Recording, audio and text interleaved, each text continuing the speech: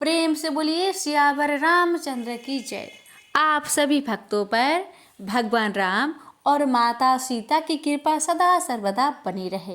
प्यारे भक्तों, आज आप रसपान करेंगे चैत्र मास कथा अध्याय 10। इस अध्याय में सुनेंगे राम कथा की आगे के वृत्तांत। संपाति जहाँ रहता था उस खो से बाहर आया तो उसे देखकर बानर भय से चीखने लगे, लेकिन उसने मृदुल स्वर में जय सिया राम कहकर सबको निर्भय कर दिया। सब प्रसन्न हुए। संपाति ने उन्हें अपनी कथा सुनाई और बताया, सीता जी का हरण लंकापति रावण कर ले गया है। उसने उन्हें अशोक वाटिका में रखा हुआ है। मैं उन्हें देख पा रहा हूँ, परंतु मैं अत्यंत वृद्ध हूँ, इसलिए कुछ करने की सामर्थ्य नहीं रखता। अन्यथा मैं स्वयं लंका जाकर रावण का मद चूर कर देता और थोड़ी ही देर में सीता जी को यहाँ ले आता। इस समुद्र तट से मेरी दृष्टि की सीध में 400 योजन दूरी पर लंका द्वीप दिखाई दे रहा है। इस पर्वत शिखर पर चढ़कर जो भी इस दूरी को लांघ सके वो ही ऐसा प्रयास करे।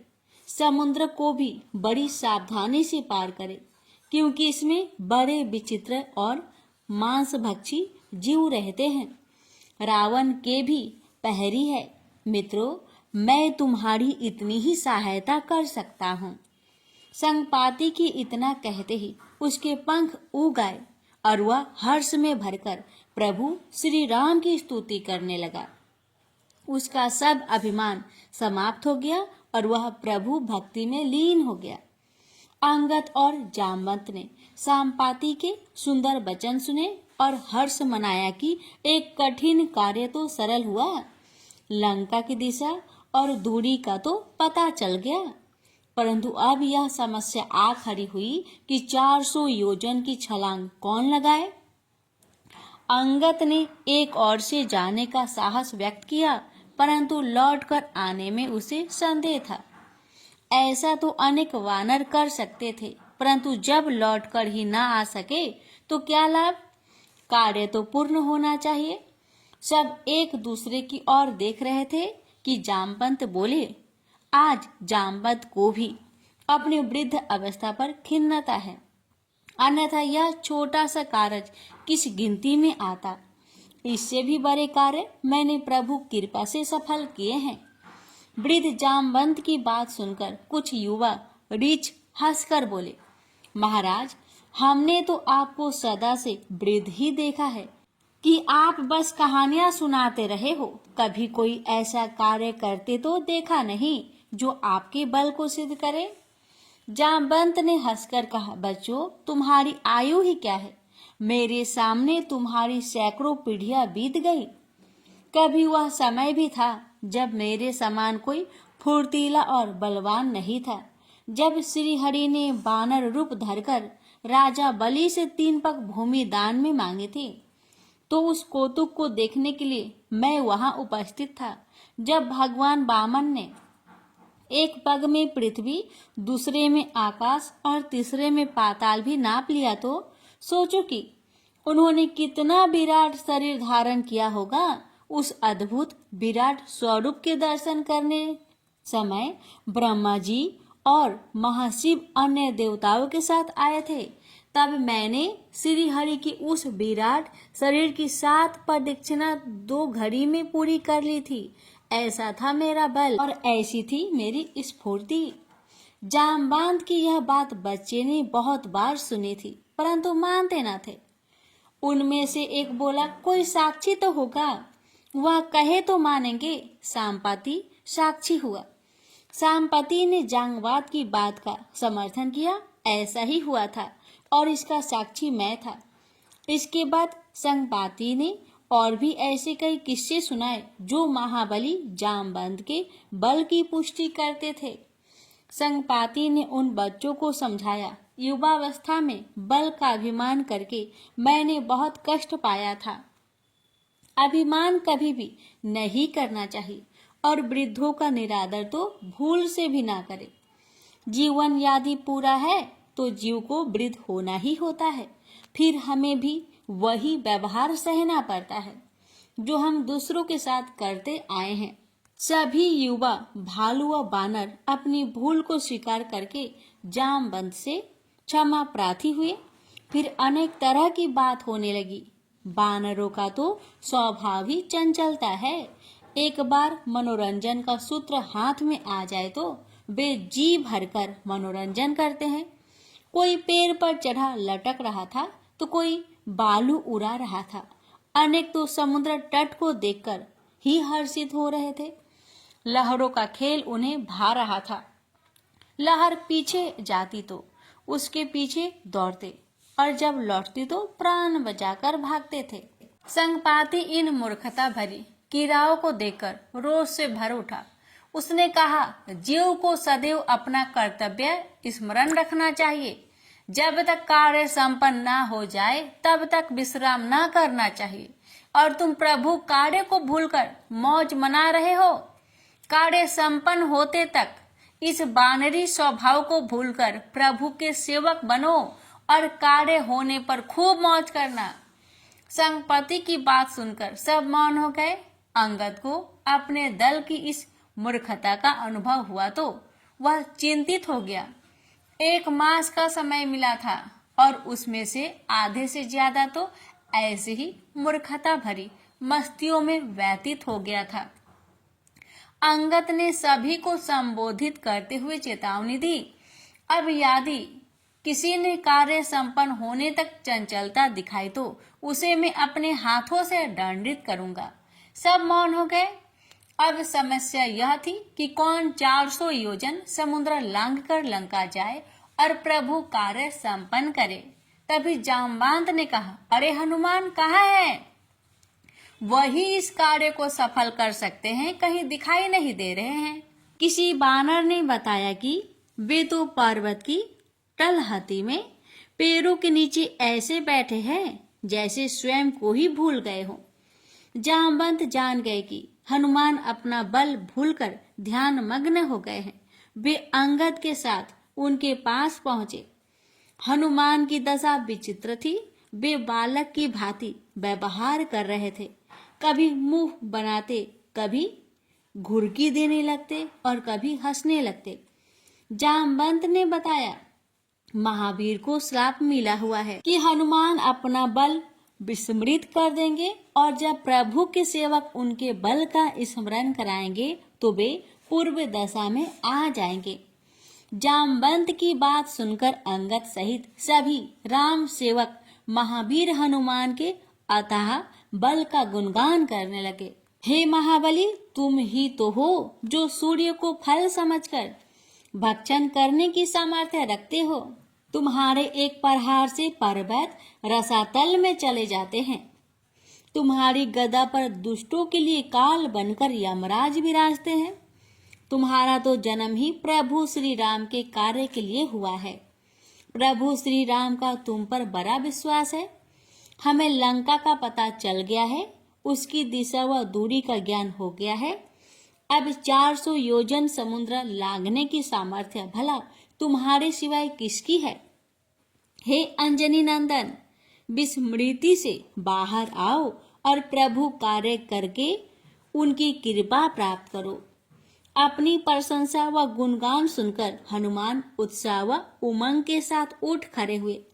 जय सिया राम का उद्घोष करके उन्होंने अपना शरीर पर्वत आकार कर गर्जना करते हुए कहा, मेरे समान बलवान और प्रभु का कृपा पात्र कौन होगा जो प्रभु के कार्य हेतु नियुक्त हुआ है? मैं रावण को उसकी सेना सहित ढेर करके उस त्रिकूट पर्वत को जिस पर लंका स्थित है समुद्र में डुबो सकता हूँ। हे पूज्य जामवंत, आप मुझे आज्ञा करें। हे युवराज अंगद, मुझे आज्ञा दे। मैं शीघ्र कार्य संपन्न करके प्रभु दर्शन करूं। रावण का अभिमान मैं क्षण भर में दूर कर सकता हूँ। अंगद और जामवंत की स्वीकृति मिलने पर हनुमान जय सिया राम का गगन भेदी जय घोष करते हुए क्षण भर में पर्वत की चोटी पर चढ़ गए। उनके अपार बल से वह चट्टान खंडित हो गई जिस पर वे कूदे थे।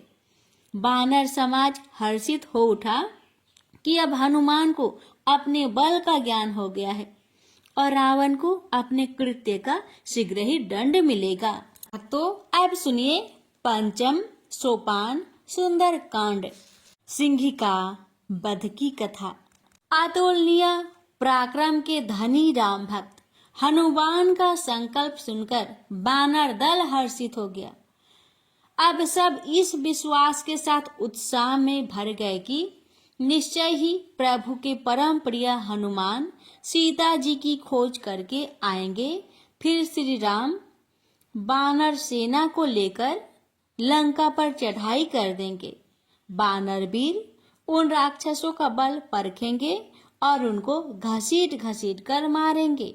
संभवतः मूर्ख रावण की बुद्धि फिर गई है, जो वह ब्रह्मा जी के वरदान को भूल रहा है कि वानर और मानव से ही उसके जीवन को खतरा है। वह सठ श्री राम से शत्रुता करके मानव को ललकार रहा है, जबकि वानर श्री राम के सेवक है। कोई अति मूर्ख ही होगा जो पहले तो भारी पत्थर गले में लटकाता है और फिर गहरे कुएं में कूद जाता है। हनुमान के बल और उत्साह को वह पर्वत भी नहीं सह सका जिस पर वे कूदकर चढ़ गए थे। वे उसके पद पर हार से नीचे को धसक गया। हनुमान बड़े ही ढींढ स्वर में अपने वानर साथियों से कह रहे थे, मित्रों, मेरी प्रतीक्षा करना, मैं शीघ्र ही लौटकर तुमसे मिलूंगा और प्रभु का कार्य सफल करके आऊंगा।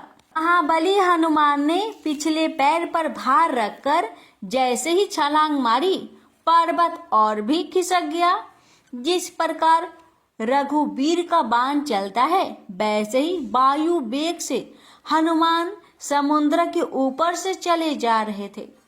देवतागण आकाश से उन्हें प्रभु कार्य के लिए जाते देखकर हर्षित हो रहे थे, परंतु संकालु इंद्र शंकाग्रस्त थे। हनुमान किस प्रकार अशोक वाटिका तक पहुंचेंगे? वहां केवल बल ही नहीं, बुद्धि को भी तो आवश्यकता है, और वानर स्वभाव में इसका अभाव होगा।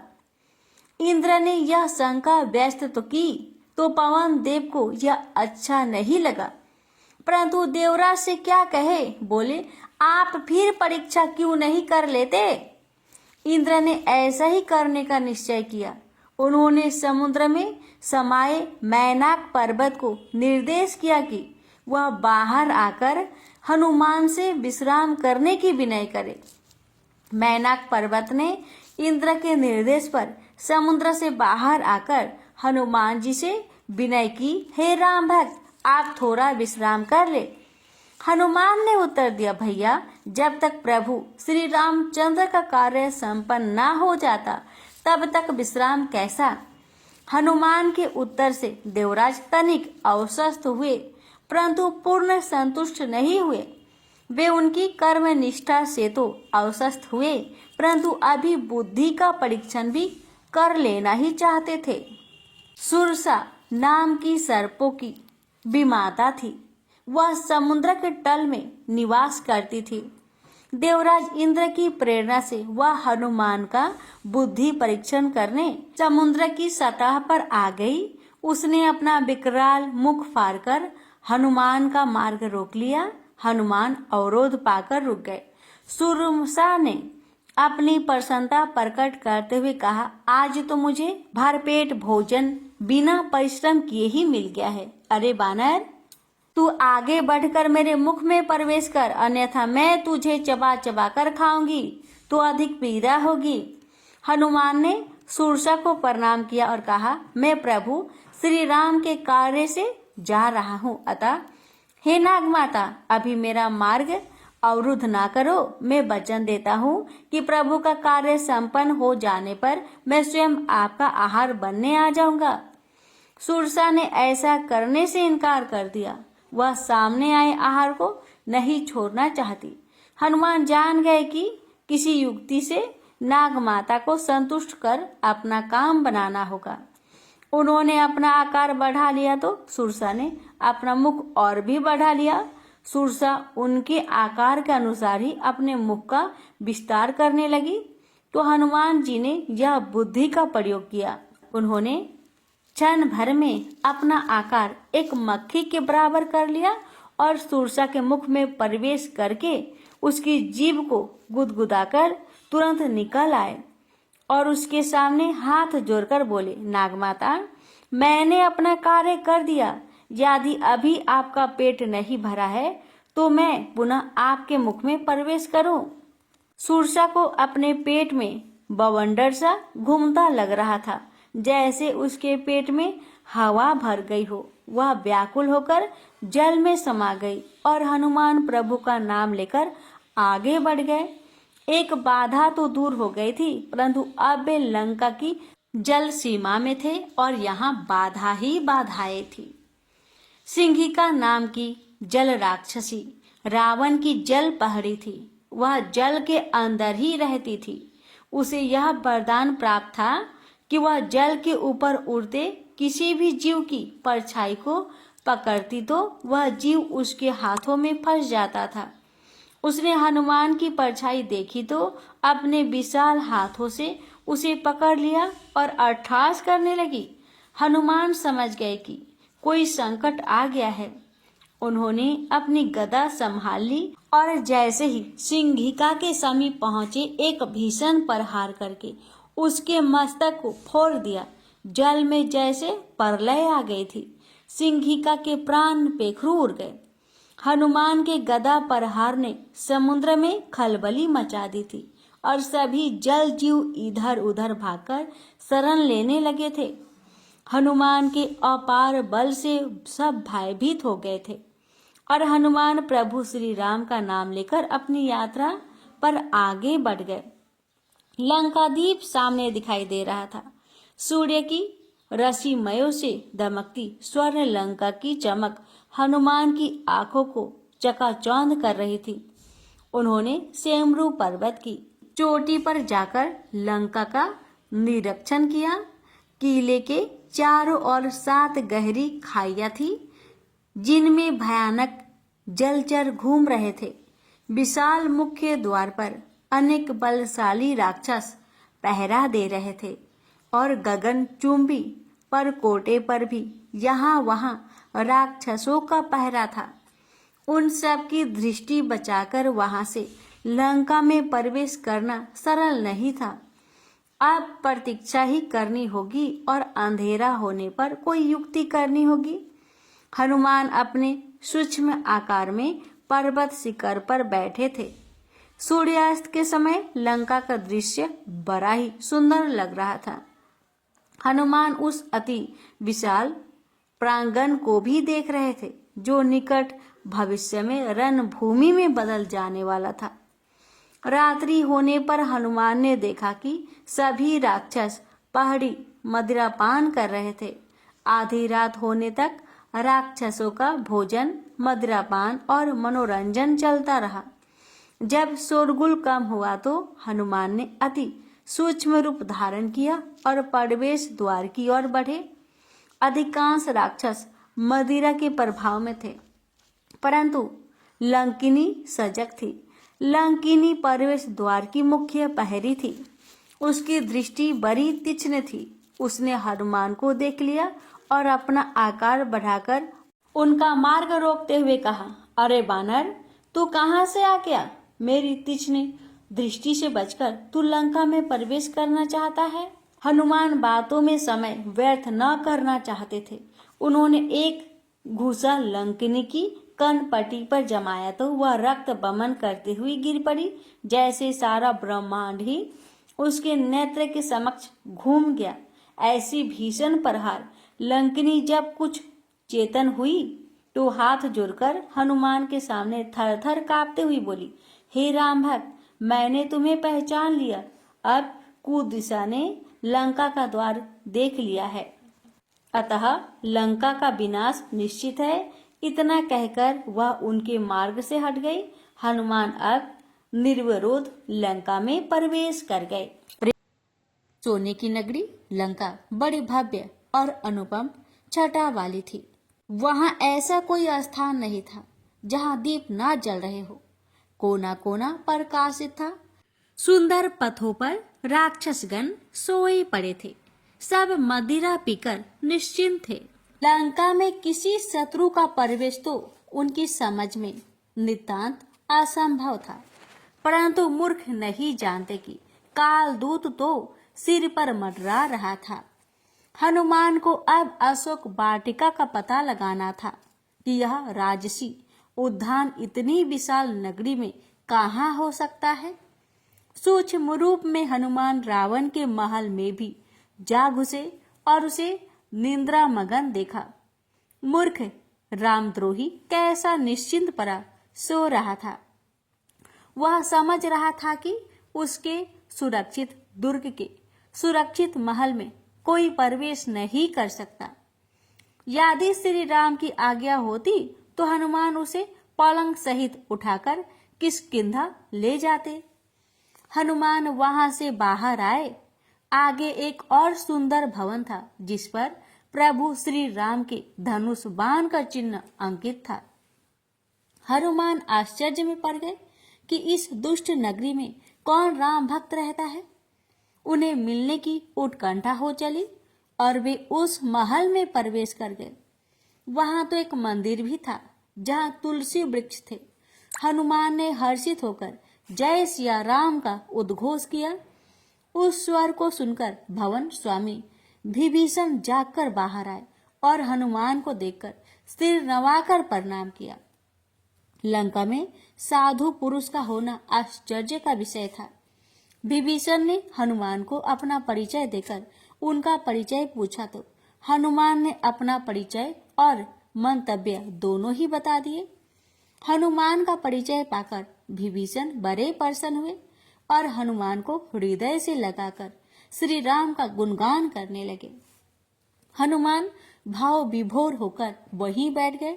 राम गुण सुनना उन्हें अत्यंत प्रिय है। दोनों की राम चर्चा चलती रही और कब सवेरा हो गया। राम रस में डूबे दोनों ही प्रभु भक्त न जान सके। हनुमान को विभीषण ने अशोक वाटिका की दिशा व दूरी बताते हुए कहा, रावण प्रतिदिन प्रातः अशोक वाटिका जाकर सीता जी को मानसिक त्रास देता है। उन पर अपनी पटरानी बनने का दबाव डालता है और उन्हें तरह तरह से भयभीत करता है। मैं उसे समझाता हूँ तो वह मुझ पर भी क्रोध करता है। मैं तो इस नगरी में इस प्रकार रह रहा हूँ जैसे दांतों के बीच जीवा रहती है। हनुमान ने विभीषण को सत्वाना देते हुए कहा कि प्रभु श्री राम शीघ्र ही उस अहंकारी रावण के कुकृत्यों का दंड देने आएंगे। वहां से अनुमति लेकर हनुमान शीघ्र ही अशोक वाटिका की ओर चल पड़े। वे अपने सूक्ष्म रूप में वहां पहुंच गए जहां जानकी जी अशोक वृक्ष के नीचे बहुत सी भयानक राक्षसियों से घिरी हुई शोक मग्न बैठी थी। श्री का सौंदर्य श्रीहीन हो गया था। अशोक वाटिका बड़ी सुंदर थी। भांति भांति के वृक्ष और उन पर रसीले फल लगे थे। चारों ओर अनेक राक्षस पहरा दे रहे थे। हनुमान उस वृक्ष पर बैठे थे जिसके नीचे सीता जी बैठी थी। कुछ राक्षसियां उन्हें कठोर शब्दों में समझा रही थी कि महाराज आने वाले होंगे, अतः रोज रोज की झिक झिक सुनने और रोने से अच्छा उनका प्रस्ताव मान लेना है। सीता जी रोने लगी। तभी वहां रावण आ गया जिसके साथ मंदोदरी और अन्य बहुत सी सुंदरियां थी। उन्हें देखकर सीता जी को घेरे बैठी सभी राक्षसी वहां से उठकर चली गई। हनुमान ने देखा कि रावण को आया जानकर जानकी जी ने एक अशोक पत्र उठाकर मुख की ओर कर लिया। रावण गर्वित चाल से चलता हुआ पास आकर बोला, सीते, मेरे दिन का आरंभ तेरे दर्शन से होता है। सोच हमारे हृदय में तेरे लिए कितना प्रेम है। तू उस राम की याद में स्वयं को सुखा रही है जिसने तेरी कोई सुधि ही नहीं ली। अरे ये सब सुंदरिया, नाग कन्या, गंधर्व वाला, यक्ष पुत्री, देवांगना मेरे प्रेम के बस में अपने अपने माता पिता को भूल गई, और एक तू है कि उस तपस्वी राम को नहीं भूलती। अरे मूर्ख रावण, चांदनी कभी चंद्रमा को नहीं भूलती है। सूर्य के बिना रसीमइयों का क्या अस्तित्व है। रघुवीर जी को भूल कर तो सीता क्षण भर भी जीवित न रहेगी। तेरे जैसे चोर पामर ही है जो उनसे द्रोह करके मृत्यु को निमंत्रण दे रहे हैं। मूर्ख, उनका एक बाण तेरी इस नगरी को राख करने की सामर्थ्य रखता है। तुझ में जरा भी साहस या पराक्रम होता तो तू मुझे छल से भिक्षुक बनकर हरण करके ना लाता। धिक्कार है तेरे बल को। रावण क्रोध से कांप उठा और अपनी तलवार मयान से निकालकर सीता की ओर दौड़ा तो मंदोदरी ने उसका हाथ पकड़कर समझाया कि अबला पर शस्त्र प्रहार वीरों को शोभा नहीं देता। रावण ने क्रोध में सीता जी को अनेक दुर्वचन कहे और चेतावनी दी कि यदि उसने अपने हठ को शीघ्र न छोड़ा तो यह खड़क उसका सिर काटे बिना न रहेगी। सीता जी ने भी कहा कि यदि पुरुष सत्य का ही अंश है तो इसी क्षण यह कार्य करके दिखा। हनुमान को इतना क्रोध आ रहा था कि यदि प्रभु का भय ना होता तो वे उसी समय गदा के प्रहार से रावण के मस्तक को खंड खंड कर देते। रावण वहां से भन्नाता हुआ चला गया और सीता जी विलाप करने लगी, अपने भाग्य को कोसती और श्री राम का स्मरण करती। सीता जी का रुदन हनुमान को बहुत द्रवित कर रहा था। उन्होंने जय सिया राम का उच्चारण किया और नीचे कूदने से पहले प्रभु की मुद्रिका सीता जी के सामने डाल दी। सीता जी ने चौंक कर चारों ओर देखा और मुद्रिका उठाकर हथेली पर रखी। वे हर्ष से पुलकित हो उठी, परंतु किसी आशंका से भयभीत भी हो गई। श्री राम की मुद्रिका वहां कैसे? क्या यह कोई राक्षसी माया है? श्री रघुवीर को युद्ध में कोई जीत नहीं सकता और न उस मुद्रिका की नकल बनाई जा सकती है। निश्चय ही अब श्री राम ने उनकी सुधि ले ली है। वे बड़े ही प्रणय भाव से मुद्रिका के साथ वार्ता करने लगी। यह देखकर हनुमान ने श्री राम के गुणों का बखान आरंभ कर दिया तो सीता विषाद मुक्त होकर कहने लगी, हे रघुवीर की जीवनदायिनी कथा कहने वाले, मेरे सामने आकर मेरा विषाद दूर करो। हनुमान तत्काल वृक्ष से उतरकर उनके सामने पहुंचे और उन्हें शीश नवाकर प्रणाम करने के पश्चात अपना परिचय दिया। सीता जी भाव विभोर हो उठी और सजल नेत्रों से हनुमान को आशीर्वाद दिया। जब हनुमान ने उन्हें राम और सुग्रीव की मित्रता, बाली वध सहित सारा वृत्तांत कहा तो वे आश्वस्त हो गई।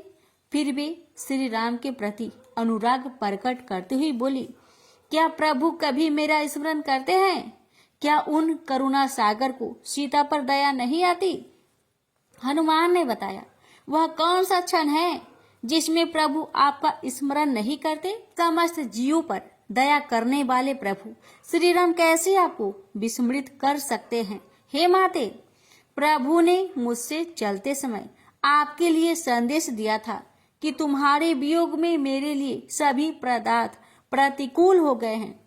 अब चंद्रमा की शीतलता भी सूर्य के प्रचंड ताप के समान लगती है।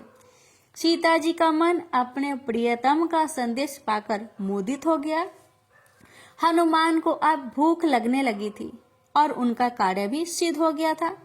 उन्होंने सोचा, इसी प्रसन्नता में अब प्रभु की महिमा का कुछ प्रदर्शन तो किया ही जाना चाहिए। वे सीता जी से आज्ञा लेकर फल खाने के लिए पेड़ पर चढ़ गए और अपने स्वभाव के अनुसार वृक्ष को हिला डाला, जिससे सारे फल भूमि पर गिर पड़े। वे दूसरे तीसरे सभी वृक्षों के साथ यही खेल खेलने लगे। यह देखकर पहरी राक्षसों में अफरा तफरी मच गई। कोई चीखा, अरे यह बानर लंका में कहां से आ गया? यह तो वाटिका का विध्वंस किए दे रहा है। पकड़ो मारो। हनुमान आगे आगे थे और राक्षस पीछे, लेकिन हनुमान को वृक्षों पर पकड़ना कोई सहज कार्य नहीं था। राक्षसगण इधर से उधर भाग रहे थे और आपस में टकरा रहे थे। एक पहाड़ी यह समाचार लेकर दरबार की ओर दौड़ा। प्रेम से बोलिए सियावर रामचंद्र की जय। आज की कथा यहीं पर समाप्त होता है। आगे की कथा अगली अध्याय में श्रवण करेंगे। भगवान आप सभी भक्तों की हर मनोकामना को पूर्ण करे। प्रेम से बोलिए सियावर रामचंद्र की जय।